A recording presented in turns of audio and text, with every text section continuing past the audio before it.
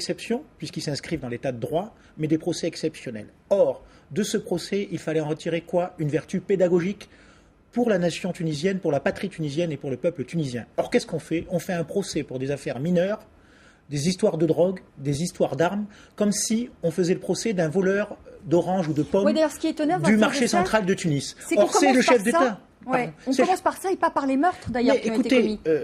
Monsieur Bouden, je parle sous le contrôle d'un juriste et d'un avocat. Une instruction, c'est long. Je veux dire, ça peut durer plusieurs mois. On le voit bien en France pour les affaires, les différentes affaires qui secouent, y compris dans le cadre de la démocratie. A fortiori, on sort d'une dictature où tout était opaque, rien n'était visible, tout était caché. C'est pas en 3 mois qu'on fait le procès de 23 ans de dictature. C'est pas en 3 mois qu'on fait une instruction. L'enquête policière est bâclée, l'instruction est bâclée, et la vertu pédagogique de ce procès est quasiment nulle. Je dirais qu'on a l'impression qu'ils veulent aller vite pour qu'on ne juge pas le système, mais qu'on juge un homme. Or, c'est pas un homme qu'il faut juger.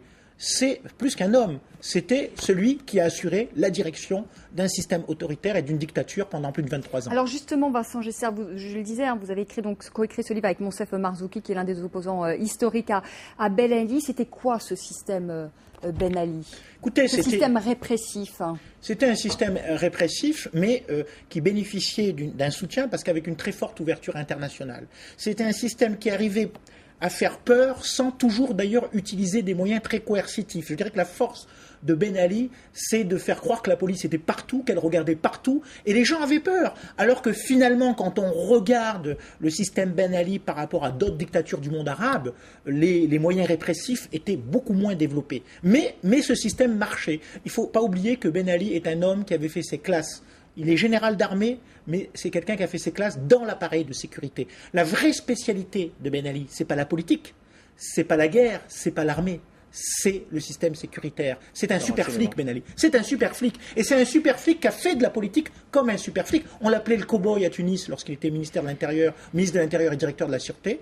Et il a eu des méthodes, je dirais, de commissaire de police, de commissariat, si je puis dire. Mais le commissariat, c'était pas dans un quartier, c'était à l'échelle de tout un pays. Et ça a duré 23 ans. Ça a duré 23 ans. Il faut amasser des preuves, il faut peut-être plus de 3 mois. Et comme il dit, les droits communs. Parce que quand vous étiez droit commun en Tunisie, quand vous voliez une petite pomme sur un marché, vous étiez accueilli à coups de cigarette et vous étiez torturé. Les premières grandes victimes d'ailleurs du système Ben Ali, c'est pas simplement les opposants. Ce sont tous les droits communs qui ont été torturés dans le cadre des gouvernements. Toutes les spoliations qu'a commises Ben Ali ont été maquillées par des condamnations de droit commun. La loi d'amnistie qui est passée, elle n'a concerné que les délits d'opinion, ce qui est une bonne chose. Mais ils ont eu tellement peur d'ouvrir la boîte de la dictature et la boîte de la spoliation que cette loi sur l'amnistie, elle est passée avec un mot, avec une phrase qu'on ne comprend pas et qu'on peut interpréter selon le gré des uns et des autres. Et c'est là où réside le cœur, c'est le cœur nucléaire du système Ben Ali là-dedans. Et la loi d'amnistie est passée dessus.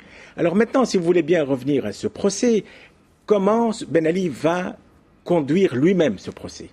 Il va être condamné. Il va être condamné parce que les charges sont lourdes et on a commencé par des charges un peu, je dirais, mineures. Rappelez-vous qu'au début, le Premier ministre de l'époque, Ghanouchi, qui était son Premier ministre depuis 23 ans, a demandé l'extradition de Ben Ali à l'Arabie Saoudite sur la base d'une infraction de change. Or, on sait très bien qu'on ne demande l'extradition que sur la base de faits et de lois qui sont réprimables dans les deux pays. Or, ils savent très bien que l'Arabie Saoudite n'a pas de système de contrôle de change. Même la France n'en a plus.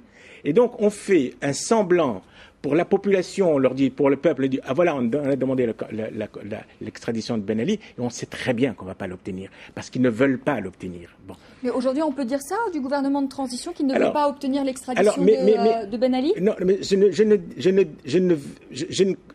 ne vais pas jusque-là pour l'actuel gouvernement. Je dis qu'il y a un héritage maintenant, et on n'a pas organisé le système de transition à la transition démocratique. On n'a pas fait la transition démocratique sur le plan de la justice. Il ne faut pas juger Ben Ali avec son propre système.